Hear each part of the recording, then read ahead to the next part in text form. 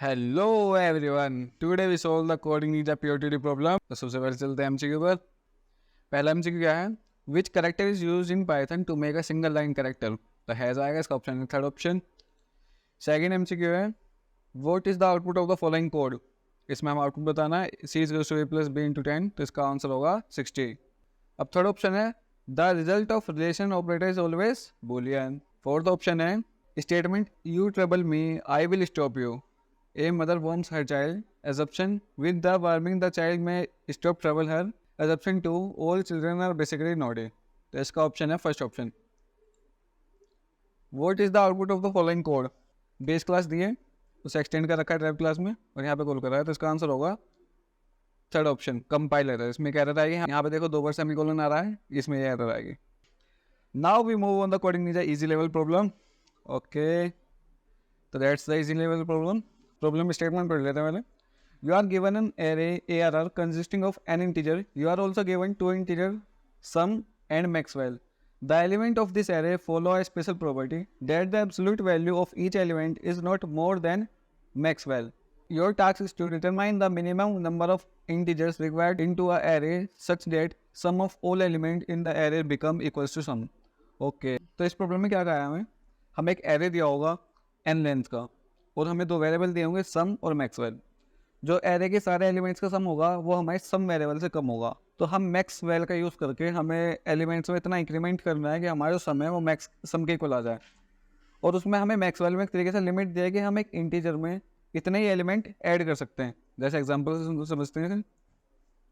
ये वाला first example है, इसमें हमें 3 नंबर्स दिए हैं 2 -3 4 और सम की वैल्यू दी है 10 और मैक्सवेल की वैल्यू दी है 4. तो एक्सप्लेनेशन में क्या लिखा है इसके? The original sum of the array element is the 3. जो इन सारे एलिमेंट्स को सम था वो तो 3. The sum require with 10. हमें सम चाहिए था 10. So we need some integer that can have a sum of 7. हमें कुछ ऐसे इंटीजर चाहिए ना जिनका सम 7 हो.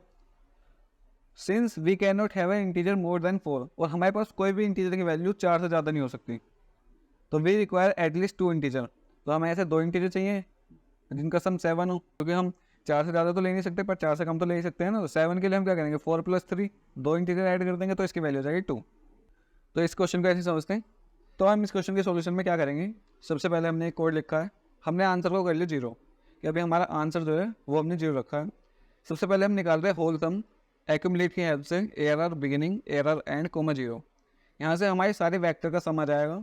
अब हम डिफरेंस निकालेंगे हमारे जो वेक्टर का सम है और जो हमें दिया हुआ सम है उसमें क्या डिफरेंस है. तो हमने सम माइनस होल सम करा. अगर वो डिफरेंस हुआ 0 तो हमें कोई मॉडिफिकेशन करनी ही नहीं है, तो हम 0 रिटर्न कर देंगे. फिर हम ये देख रहे हैं हमें जो मैक्स वैल्यू दी है उससे हमारे जो डिफरेंस निकल के आया है उसमें कितने पार्टीशन हो सकते हैं. तभी तो हमें पता चलेगा ना हम कितने नंबर ऐड कर सकते हैं.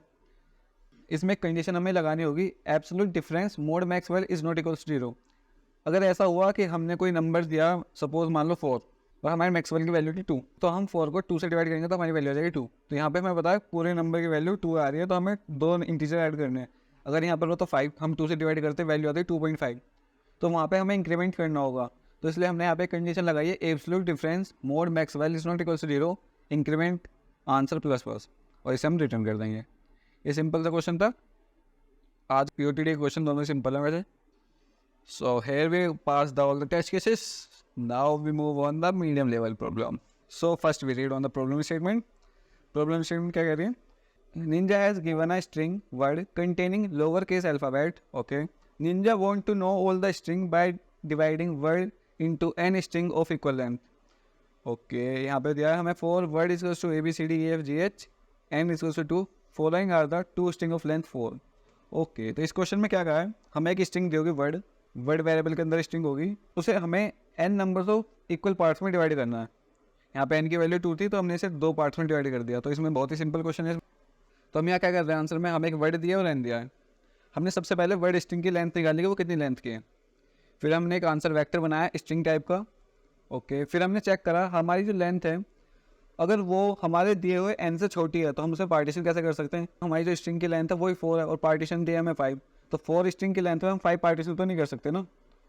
और ऐसे भी हो सकता है हमारी जो स्ट्रिंग की लेंथ है वो है 4 और हमें पार्टीशन दिए 2, तो हमने डिवाइड करेंगे तो 2 पार्टीशन हो सकते हैं. और अगर हमारी स्ट्रिंग की लेंथ हुई एग्जाम करते हैं 5 और हमें पार्टीशन दिए 2, तो हम 5 को 2 से डिवाइड करेंगे तो वो 2.5 आएगा। तो यहाँ नहीं, हम वहाँ 2.5 तो पार्टीशन कर नहीं सकते, इक्वल लेंथ के पार्टीशन करने तो वहाँ इक्वल पार्टीशन भी नहीं होंगे। तो हमने यहाँ 2 कंडीशन लगाई है। अगर हमारी n की वैल्यू बड़ी है लेंथ से और हमारी length mod n is not equal to 0 है, तो हम रिटर्न आंसर कर देंगे, यानी एम्प्टी वेक्टर रिटर्न कर देंगे। वरना हम क्या कर रहे हैं, हमने एक टेम्परेरी स्ट्रिंग बनाई है टेम्प नाम से।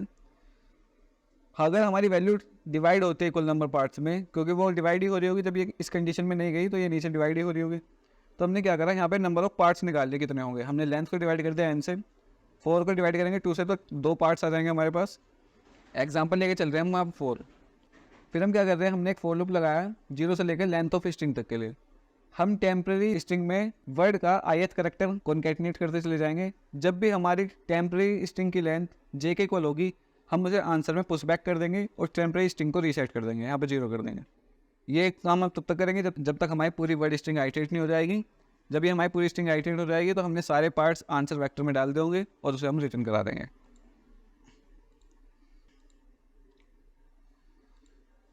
So here we pass all the test cases. This is the final question. Okay, bye. Thank you. Bye bye.